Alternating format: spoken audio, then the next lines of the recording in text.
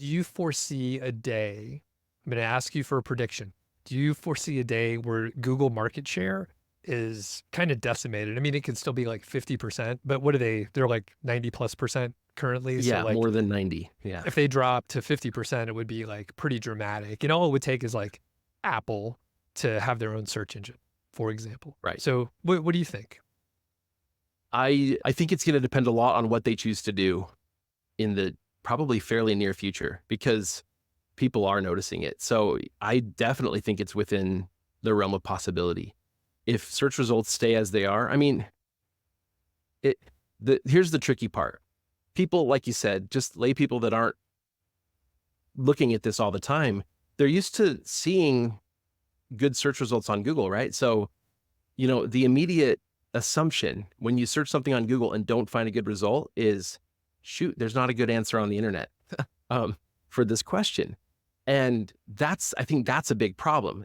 But that's what I see. I made a YouTube short last week because a Project 24 member told me that they opened up Chrome on their phone and it gave them a notification asking them what search engine they wanted to be their default search engine for on Chrome. And I was like, well, that's weird. And they were curious, like, why would Google do that? And, the obvious answer is antitrust. Apple uses Google as their default search engine. Of course, Android uses Google as their default search engine. So the vast majority of smartphones, by default, unless you specifically choose a different browser or navigate to a different search engine, like that's what you search with. And so I think that created some issues. And so I think, Google built it into Chrome. And so I never saw that notification myself, but I went looking in my settings and saw, oh, I can actually switch my default search engine on Google Chrome on my phone or on my computer. So I made a YouTube short showing how to do it. And I was a little bit, we'll use our British friends terminology, I was a little bit cheeky. I was like, hey, let me show you how to improve your search results, basically. And then I went through the steps on how to change your search engine. I said, and now pick anything but Google, and now your search results will be 10,000 times better. And the reality is like my search results are way better. I'm getting really good content because I just was like, Bing, just give me Bing. Bing's the number 2 search engine, but they're so far behind Google. It's so tiny.